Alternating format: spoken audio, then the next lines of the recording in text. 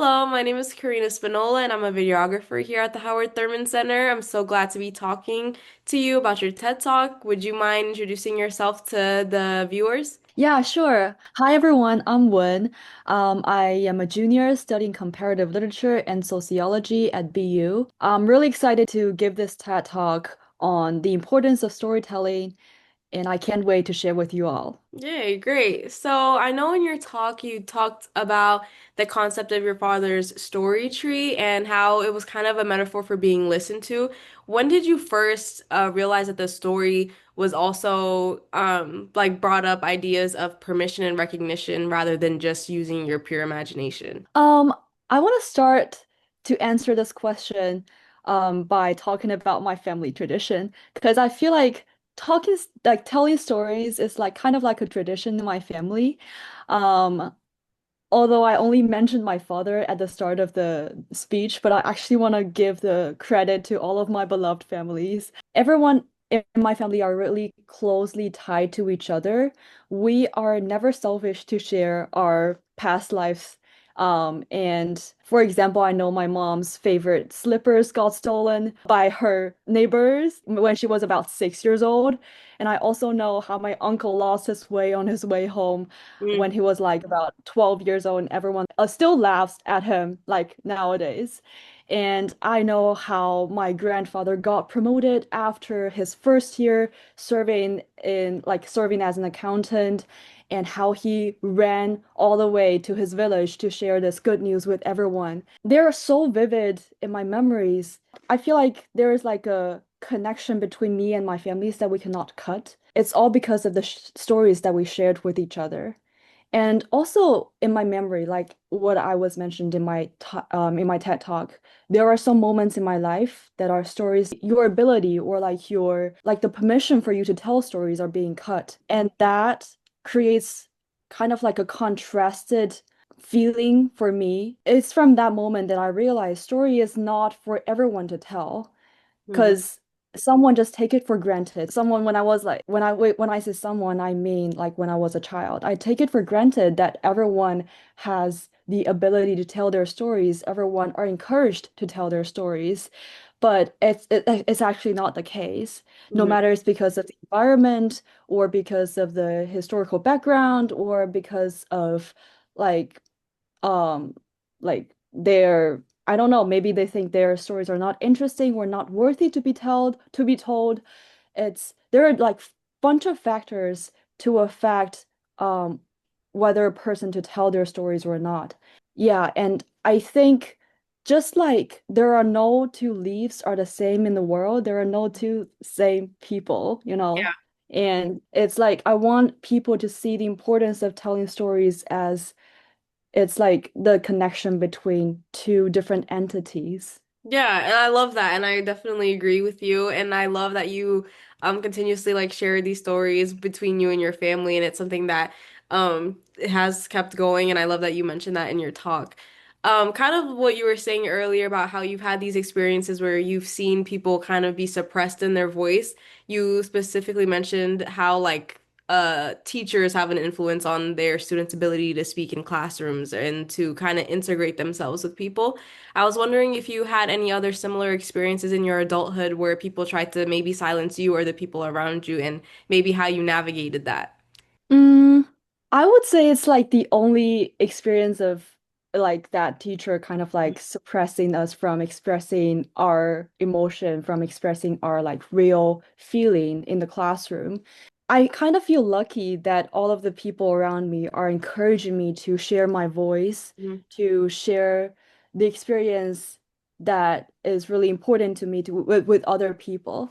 And um I kind of want to like mention in my talk about a term called team psychological safety, which is like a term coined by a Harvard professor called Amy Edmondson. And it's like a term used to describe the shared belief that it's okay to take risks, express ideas and concerns, speak up, or admit mistakes without fear of negative consequences. It's like a very important idea for no matter it's company or like schools or I would say any environment that require collaboration. It's not sometimes it's not about like suppressing your idea. It's more about like encouraging you to Mhm. speak out something that maybe seem not so positive to the Mhm. team. Like for example, if you're like in a team and you made some mistakes, those mistakes that like there are two outcomes. One outcome is that your boss is gonna scream at you, or your teacher is gonna say, like, how stupid are you when you're doing this stuff? And you're gonna just be like, well, maybe I just like cope with this myself. I don't want to share this with anyone else because they're gonna feel so bad and it's gonna lead to like a very negative outcome in this team. There is a second outcome that may appear if the leader or the collaborator have a different perspective on this, which is you allow the people around you to share what they really think, to share the things that they really did, and you collaborate on this to like uh to a better shared outcome. Does that make sense? Yeah.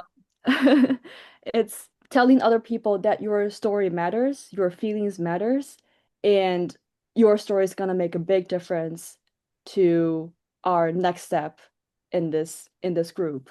Yeah, great, great answer. Yeah, I feel like especially when you're talking about storytelling, I agree with you also that it doesn't have to be someone directly suppressing you, but you just allowing yourself to kind of take ownership of your own voice. And you specifically mentioned that at the end of your talk.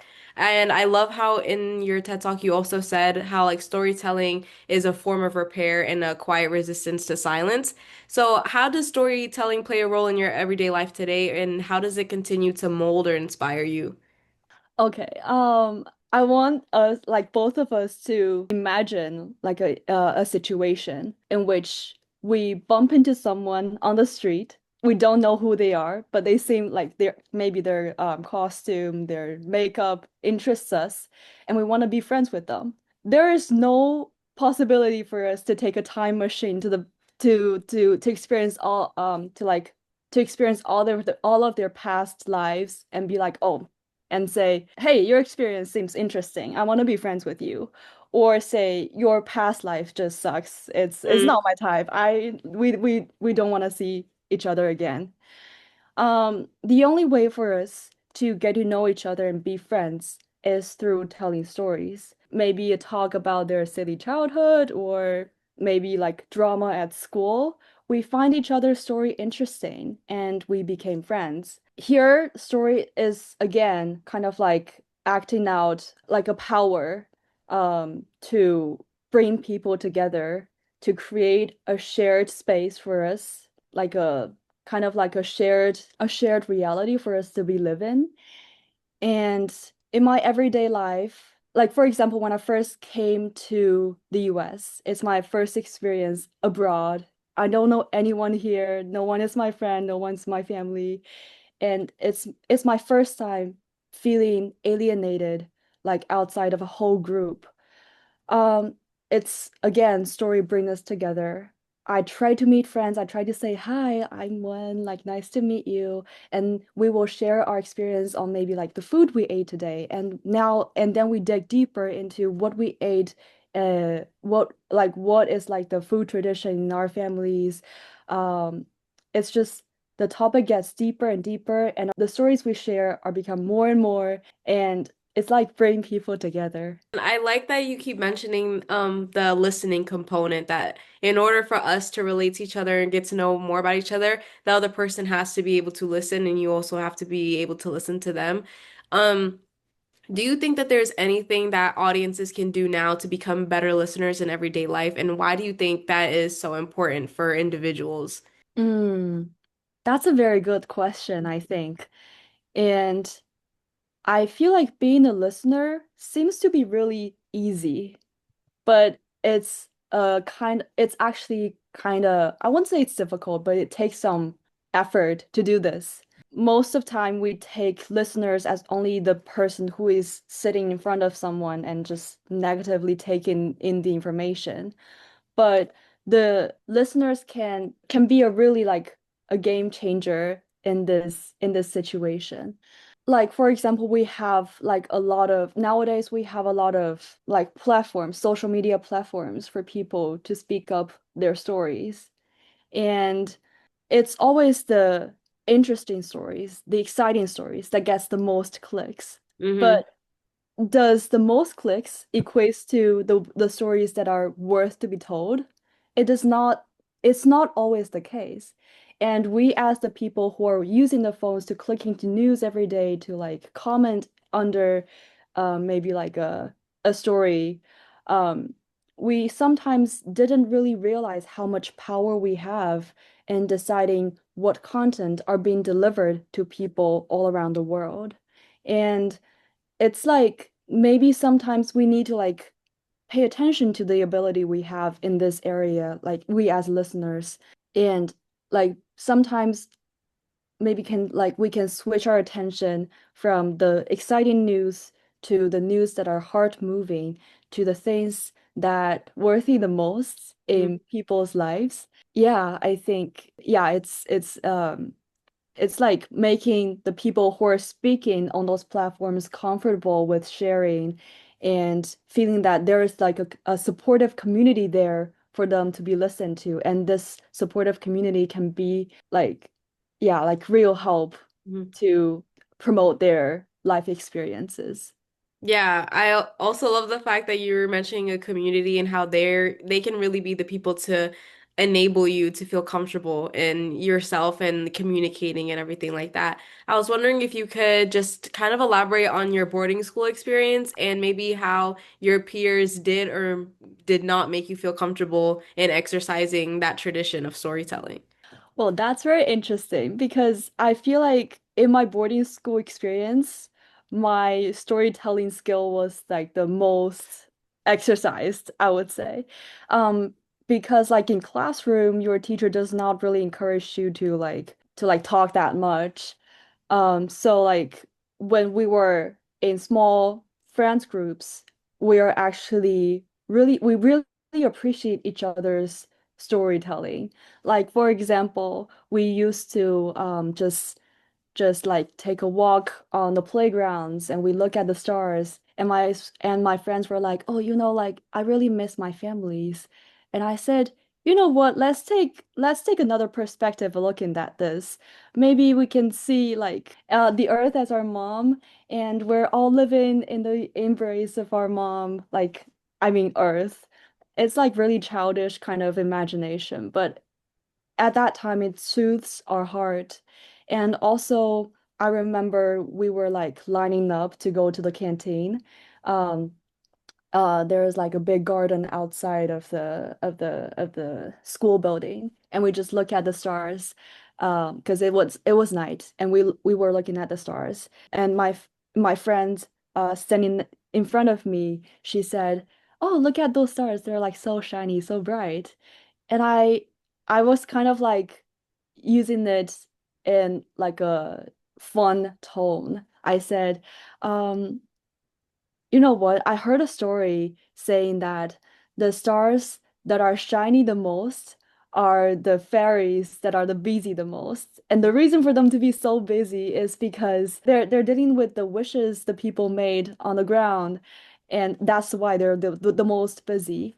And I said maybe we can like make a wish to the star that is not that shiny because she is not that busy and it's more possible for us to get our wish come true. And I don't know what kind of wish she made, but I believe I made something like, "Oh, I wish I can be with the people I love all the time. I wish we're all healthy. I wish we can have delicious food tomorrow." Things like that. Yeah. Oh, I'm glad that you were able to find that community who also could, bring stories to life with you. I feel like just having that community, especially when you were away from your family, is something that possibly like grounded you even more and just made you feel more comfortable. So, as my last question, I was wondering if you could say anything to your younger self when you were in boarding school, what is something that you would say to them as a little kid who was practicing the art of storytelling alone in her room or with her friends? What would you say to her? Oh, that's such a sweet question. Oh my God. Um, I want to say whatever you experienced in that period of time is a treasure for you in the future. Well, in the future means like me in the present. Because it's all the practices, like the practices of imagination during that time, and the encouragement for me to talk to my friends about the stupid imagination I had. It's those experiences that like kind of like pushed me into the realm of literature, the realm of storytelling. And that's why I am taking this major at BU with all of the fantastic faculties and friends around me.